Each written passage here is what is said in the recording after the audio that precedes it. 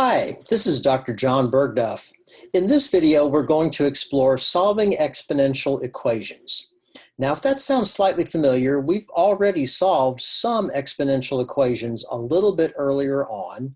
We're going to look at some that are a little trickier and explain why they're trickier and how we can solve those. So I'm going to switch cameras here and show you some examples. The first one I want to show you fits rather well into the category of what we've already looked at. Now, this is an exponential equation. It is simply an equation where the variables you're trying to solve for are in the exponents. That's why it's called that. What we've already talked about, and the first thing you always want to look at is this key idea. First, attempt to write both sides with the same base. If you look at the bases of the two sides of this equation, and you can write them somehow with the same base, that will be the easiest thing. Now, what I want to notice on this one is that 9 and 27 are both powers of 3. 9 is 3 squared, so the left side of the equation could be rewritten as 3 squared to the 3x, 3 squared raised to the 3x power. And on the right side, that 27 is 3 to the third. So 3 to the third raised to the 4x plus 2 power. When you see that, then, you remember the property of exponents that says if you raise a power to a power, you multiply the two powers. So the left side becomes 3 raised to the 2 times 3x, and the right side becomes 3 raised to the 3 times the quantity, the entire quantity, 4x plus 2. Now, what we're going to do next is not like canceling out those 3's, but we're building on an idea that has to do with the fact that exponential functions are one-to-one. The only way two function values can be equal is if the independent variables are equal. So the only way that 3 to the 2 times 3x could be equal to 3 to the 3 times 4x plus 2 is for those two exponents to be equal. If the bases are the same and the overall statements are the same, then the exponents must be the same. So we're not like dividing out the 3's or canceling the 3's, but building on that idea of one-to-one functions and simply saying that if the bases are the same, then the exponents must match as well. And notice that when we do that, we end up with an equation that's quite simple, just a little linear equation, and life is going to be really easy from here on out. So we do what we would have done all semester long. We'd say 2 times 3x is 6x. And on the other side, we would distribute the 3 across the parentheses and say 3 times 4 is 12x, and 3 times 2 is 6. Now, to solve an equation, it's a simple linear equation, we need to have the x terms on one side and the constant terms on the other. So maybe we will subtract a 6 to begin with, and then subtract 6x, again, both from both sides, so that our x terms are on the right and our constants on the left. -6 is equal to 6x. Divide both sides by 6. And we get -1 is equal to x.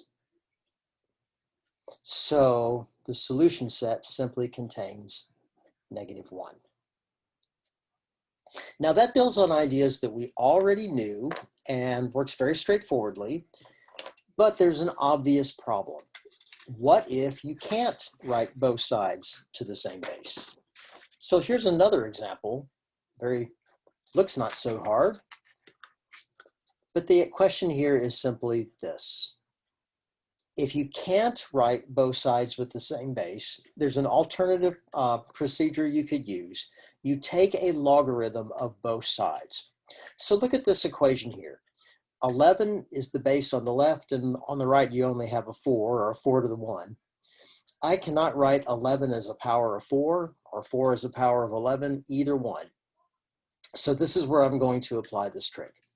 Now notice that it says right here that I take a logarithm of both sides.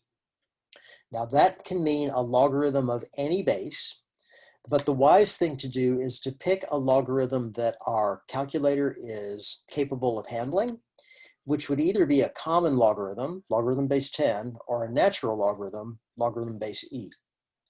Either one is equally fine, just pick one. I'm going to pick a common logarithm, and remember that if you write log without a base, that stands for a common logarithm or a base 10 logarithm. And I keep the idea of balance, or the principle of balance, that I've been hanging on to through the entire course. If I take a logarithm on one side and take a logarithm on the other side, I should have an equivalent equation. Now, what do we do with that? Well, at this point, we start remembering some of the properties of logarithms.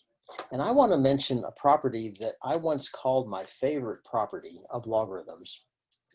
It says that if you have a logarithm of a quantity raised to a power, that power can be brought down up front as a coefficient, like this, as if the r is moved down up front. Here, my exponent is 2x plus 3. I can move that entire exponent with this property down up front as a coefficient. And what I would have is 2x plus 3 times the log of 11 is equal to the log of 4 on the other side. Common logarithms all the way through, so I'm just going to say log, for short for logarithm. Now, what that does by using this important property right here is you essentially liberate the variable from the exponent, which makes it more possible to solve for it.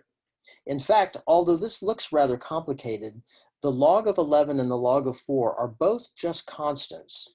So as if they were just a 9 and a 5. And so you can work with them like constants. And so thinking about how to solve an equation, you're trying to get the x by itself. You've essentially got a constant multiplied by a binomial. Suppose we multiply that across by the distributive law and write that as 2x log 11 plus 3 log 11 equals log of 4.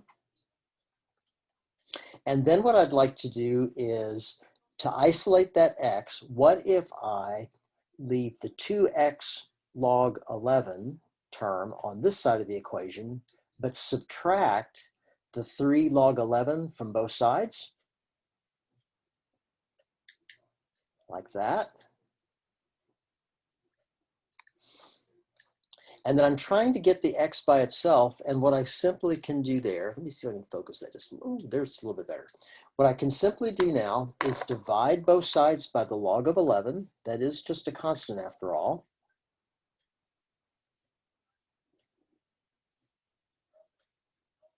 And while I'm at it, let's also divide by 2 so that the 2's divide out and the log 11 divides out. And the left side of the equation is nothing more than x. So I will have x is equal to log 4 minus 3 log 11 over 2 log 11.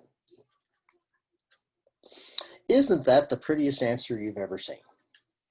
Okay, now that looks absolutely hideous, but remember that logarithms are something, especially common logarithms, are something your calculator can calculate for you. So this is just a number of some sort, not a number that I can handle in my head, but one that my calculator can help me with.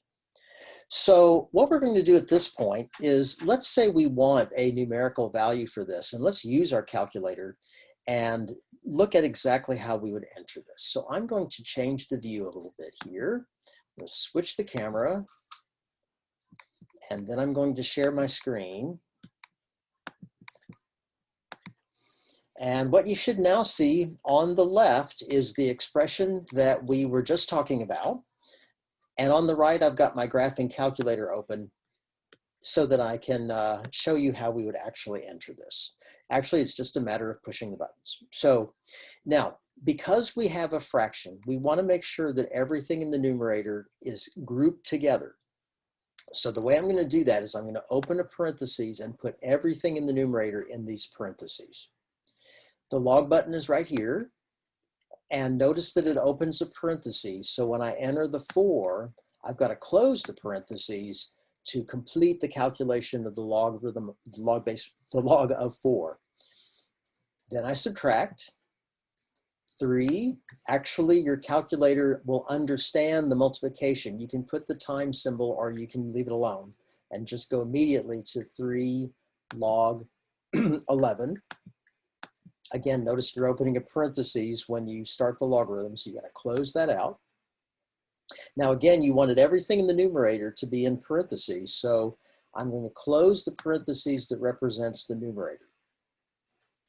Now in the denominator, there's actually only one factor, but it does one term, but it does consist of 2 factors. And to make sure that I'm dividing by the entire thing, I want to do the following. I want to hit the divide symbol, and I want the entire denominator to be in parentheses 2, so that I incorporate both the 2 and the log of 11. This parentheses is closing off the logarithm of 11, and then one more parentheses to close out the entire denominator. And you can kind of see how the buttons that I've been pushing are lining up down here on the bottom. Now that should do the work all at one time. Let's hit enter, and it will do this entire calculation all at once. This is what you get. Now, it is very, very likely that the instructions in a book or online will ask you to take this rather odd-looking decimal and approximate it by rounding it to a certain number of decimal places. Let's say we want to round it to the nearest thousandth. Okay, so this is the tenths place, the hundredths, and the thousandths. And like in usual rounding, you look one more place. Because that's 5 or bigger, you round the thousandths place up. So what I need to say over here, rounded off answer would be negative 1.211. And that's how you solve that using your calculator. Let's do another example. So I'm going to stop sharing and switch the screen again and show you another one that actually is a little bit more complicated. Let's see, gotta get to where we can actually see it. There we go. So example number 3, notice that again, the first thing you look at is whether or not you could write both sides with the same base. You can't do that here. 3 and 4 are not both powers of the same thing. So the same trick applies. What you do is you take a logarithm of both sides. Again, you could be using a natural logarithm. There are reasons you might want to use a natural logarithm sometimes. And a future video is actually going to show you an example of that.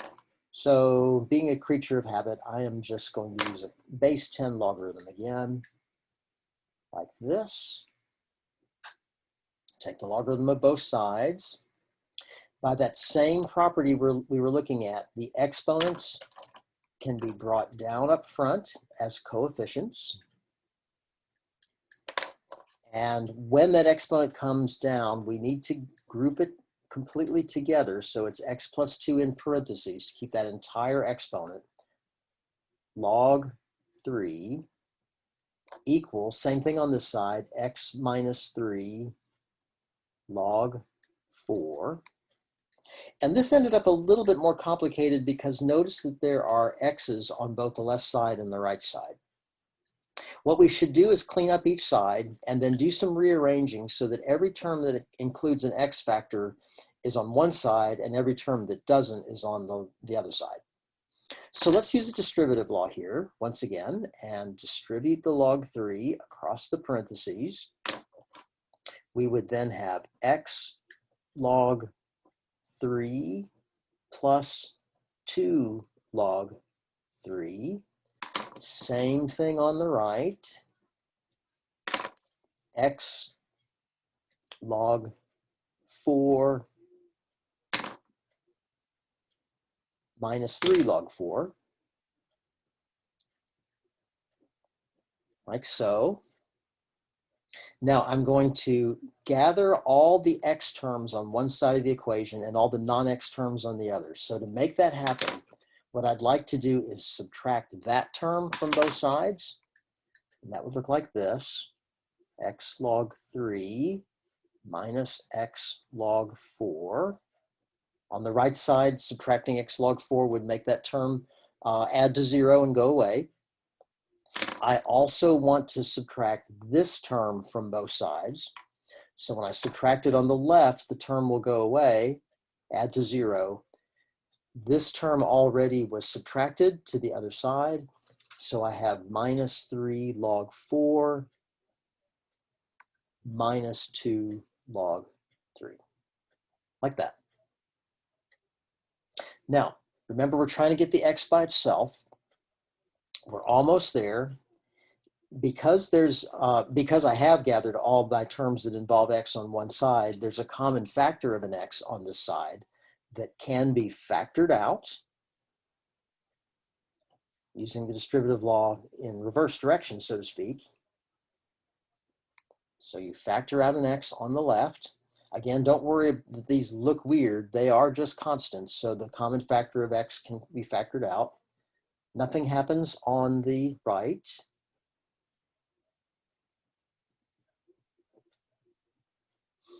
And to get the x by itself, if I were to divide both sides by log 3 minus log 4, notice that log 3 minus 4 over itself would divide out to give me a 1, so I'd only have an x on the left.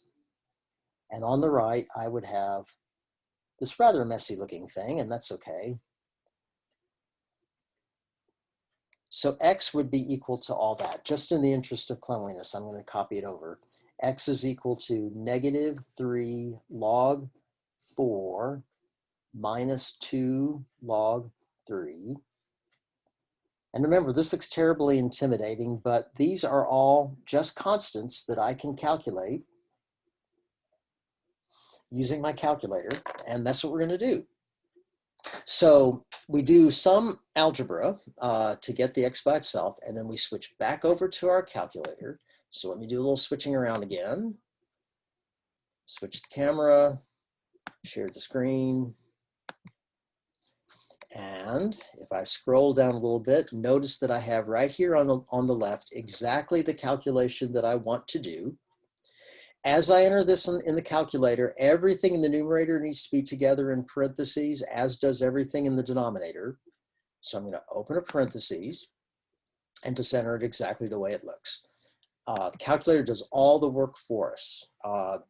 Do not feel like you have to calculate the log of 4, get a decimal, write it down on a piece of paper, multiply it by 3, write that down on a piece of paper. Let the machine do all the work. That's what it's there for.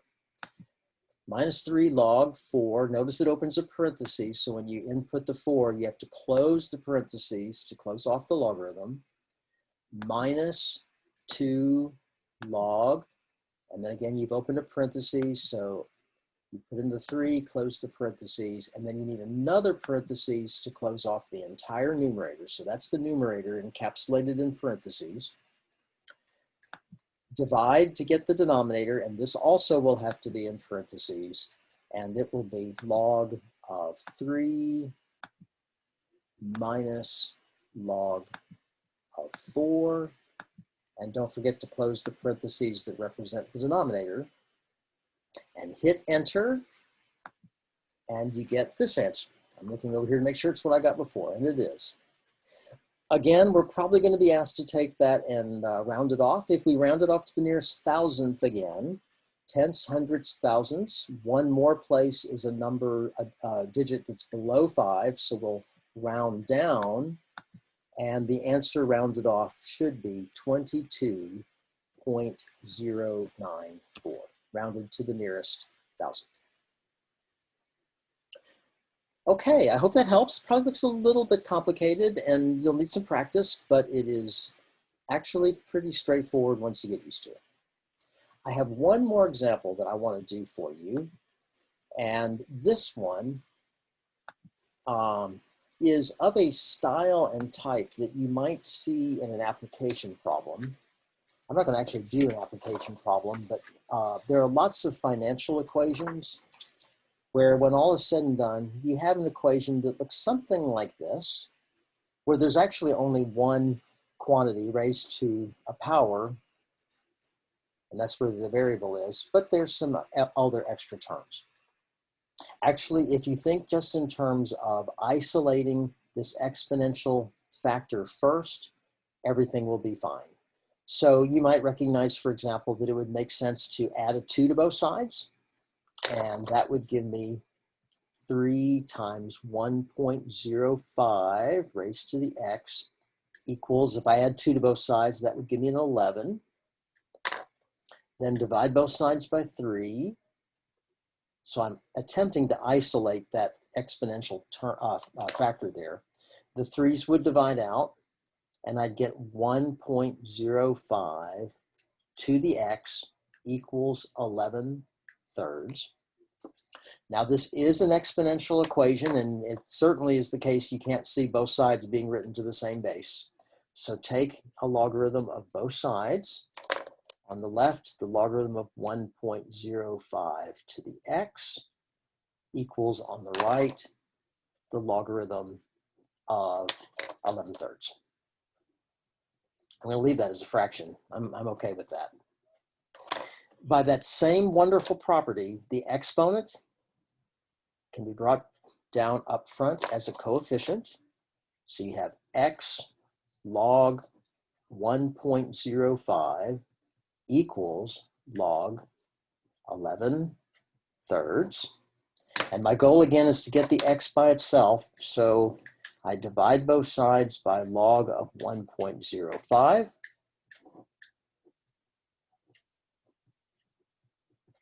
And again, just in the interest of cleanliness, I'll write this in its final form before we enter it into the calculator.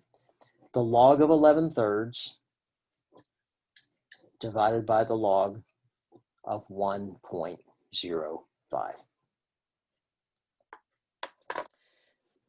If you were able to do okay with the previous calculation on your calculator, this will be a piece of cake, but let's go back and work this one as well. So I am going to change the camera